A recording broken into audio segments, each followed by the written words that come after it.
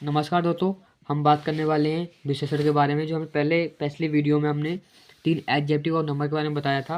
अब हम बात करेंगे चौथे नंबर पर विशेषण के बारे में, प्रॉपर एडजेक्टिव व्यक्तिवाचक विशेषण।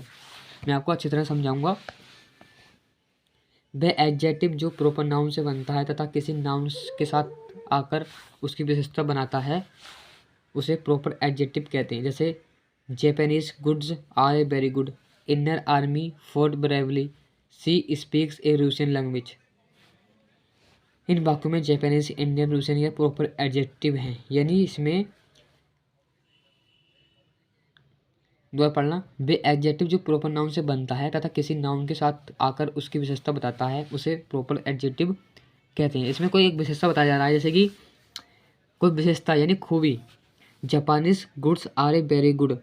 जापान एक बहुत अच्छा यानी कंट्री है, देश है, आप कह सकते हो। इसमें एक क्वालिटी है यानी एक खास बात है, तो इसे हम एक व्यक्तिवाचक विशेषण कहेंगे यानी प्रॉपर एडजेक्टिव कहेंगे। जैसे कि इंडियन आर्मी फॉट ब्रेवली, यानी इंडियन की आर्मी बहुत बहादुरी से फाइट करती है।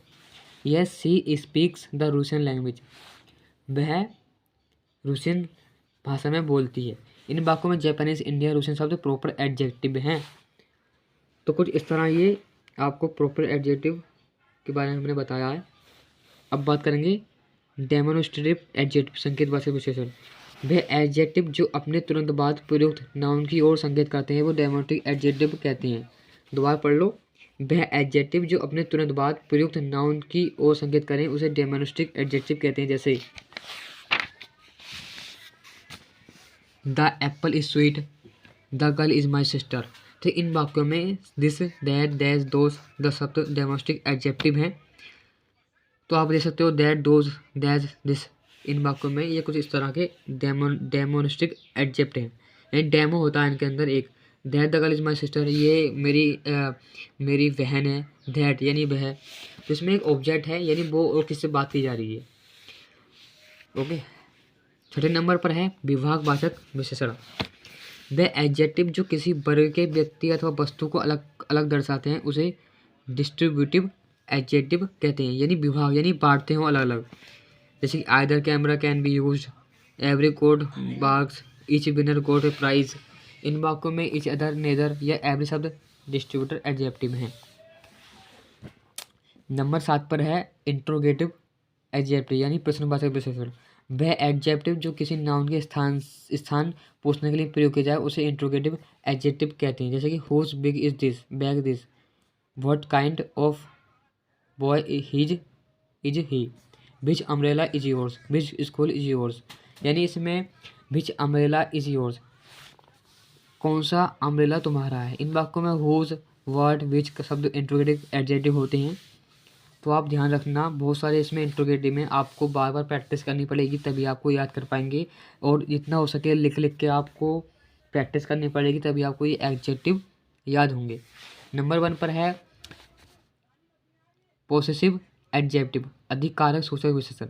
वह एडजेक्टिव जो किसी नाउन या प्रोनाउन पर अपना अधिकार या स्वामित्व प्रकट करे उसे पोसेसिव एडजेक्टिव कहते हैं। जैसे where is your house, this is his shop, I love my country, we want our home. Where is your house, तुम्हारा घर किधर है। दैट इज शॉप, यह उसकी शॉप है। वी वांट आवर होम, ये हमारा घर है।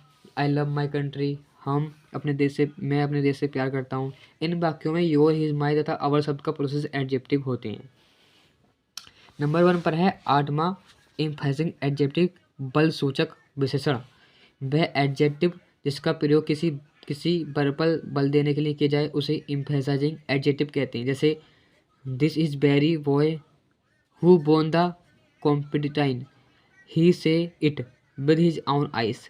इन वाक्यों में बेरी तथा आउन शब्द एक्सप्रेसिंग एडजेक्टिव होते हैं। नंबर 1 पर है 10 एक्सक्लेमेटरी एडजेक्टिव, विशेष मौलिक विशेषण।